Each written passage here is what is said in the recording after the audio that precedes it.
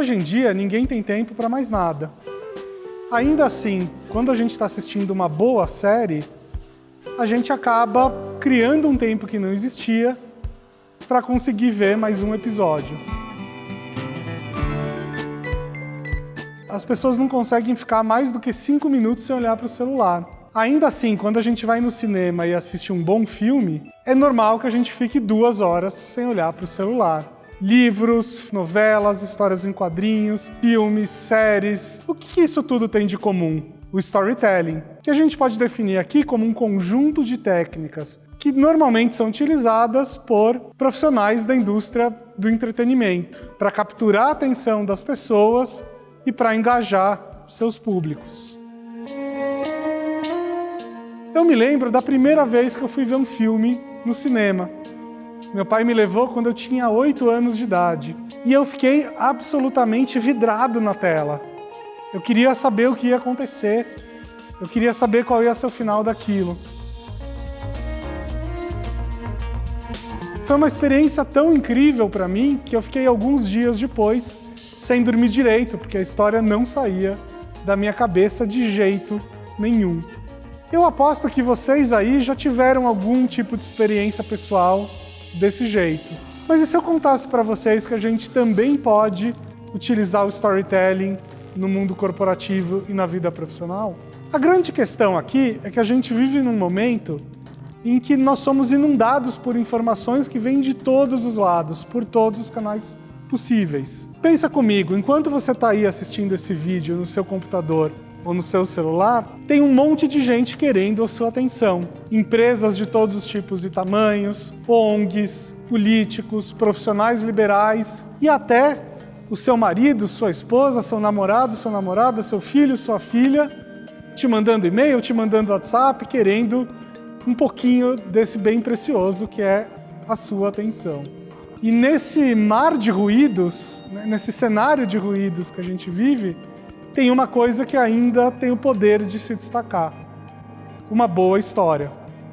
O psicólogo Jonathan Haidt já dizia que a mente humana é um processador de histórias e não de dados. No fundo, ele está falando para a gente que o ser humano enxerga o mundo por meio de histórias. Eu vou dar um exemplo aqui. Você vai encontrar um amigo seu no bar. Esse amigo pergunta como é que foi o seu dia. Ninguém responde assim: fulano, eu acordei, eu fui trabalhar e eu voltei para dormir. Nada aconteceu. É natural que a gente responda contando uma história. A mesma coisa no mundo do trabalho. Você vai apresentar um projeto, uma nova ideia para o seu chefe. É natural que você conte uma história. Eu posso dar aqui para vocês uma infinidade de exemplos de grandes marcas que usam bem o storytelling. Por exemplo, Coca-Cola e Nike. Mas isso não se aplica só a grandes corporações. Eu aposto que você já foi em algum restaurante porque alguém te indicou contando uma história. Olha, vai lá naquele restaurante porque o chefe é um cara que viveu uma aventura. Olha que interessante, a história te levou até lá, a história gerou boca a boca, e eu aposto que essa história vai influenciar a percepção que você teve sobre aquilo que você estava comendo. Você pode aplicar storytelling a endomarketing, a marca empregadora e até num projeto de cultura organizacional. Agora vejam que mesmo que você trabalhe numa área bastante técnica, isso ainda é válido. Porque em qualquer área que você trabalhe na sua vida profissional, em algum momento você vai precisar vender um projeto. Em algum momento você vai precisar defender um ponto de vista. Você vai precisar passar uma ideia, convencer alguém de alguma coisa. E lembrem-se da frase do Jonathan Haidt: a mente humana é um processador de histórias. Então, se você entrega a sua mensagem num formato de histórias, você já está muitos passos à frente. Agora, o que será que é uma história? É importante que a gente traga aqui alguma definição. Uma história, basicamente, é sempre um personagem lutando contra forças antagônicas ou vencendo desafios, superando obstáculos para alcançar um desejo, para chegar onde ele quer chegar. Mas para ficar mais fácil ainda para vocês, eu vou explicar como é que a gente conta uma história em 6 parágrafos. Primeiro parágrafo: Era uma vez o quê? Era uma vez o personagem. Aqui você começa a apresentar o personagem, protagonista da sua história. Você fala um pouco sobre ele, dá algumas características e por aí vai. Segundo parágrafo, todo dia.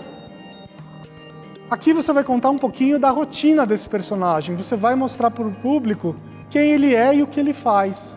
Terceiro parágrafo, de repente acontece algo novo. De repente esse personagem vai ter um novo objetivo na vida dele. Ele se apaixona, ele perde o emprego, ele está vivendo um novo desafio profissional. Alguma coisa, de repente, acontece. Quarto parágrafo. E então esse personagem vai tentar vencer esses obstáculos, vai tentar chegar onde ele quer. Só que ele vai tentar fazer isso sem mudar quem ele é.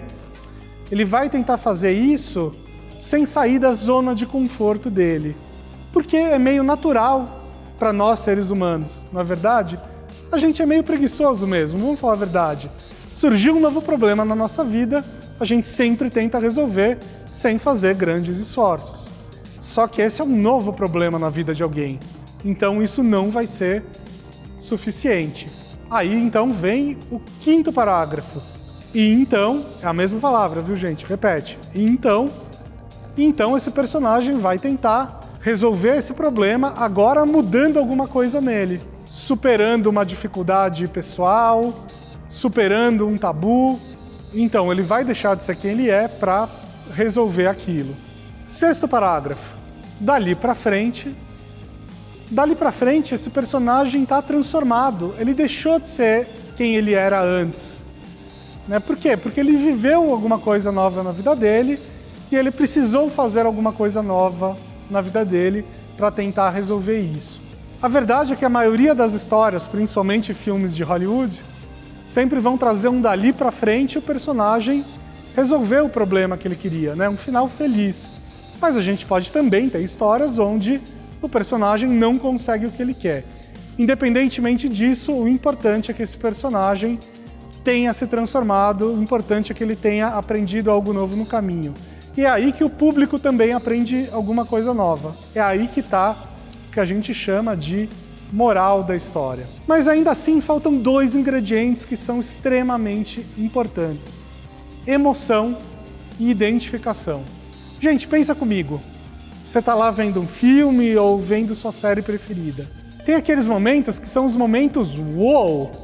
Aqueles momentos em que você dá um pulo no sofá. Aqueles momentos em que você ganha um soco no estômago. Aqueles momentos em que te dá um aperto no coração. Aqueles momentos em que você ri ou que você chora. Ficou muito dramático isso, não gostei. E percebam que para você ter um momento wow, você precisa emocionar o seu público ou gerar identificação. Eu vou dar um exemplo aqui para vocês disso. Vejam essa foto aqui na tela. Essa foto foi postada nas redes sociais do Obama na época que ele ganhou a segunda eleição. Vocês percebem que essa foto não é sobre política? Ele não está falando aqui sobre propostas, ele não está falando aqui sobre partido, mas essa foto traz resultados políticos. Essa foto consolida um cenário, consolida a vitória dele. Então a última dica que eu quero dar para vocês é a seguinte: imagine que vocês têm uma mensagem para passar.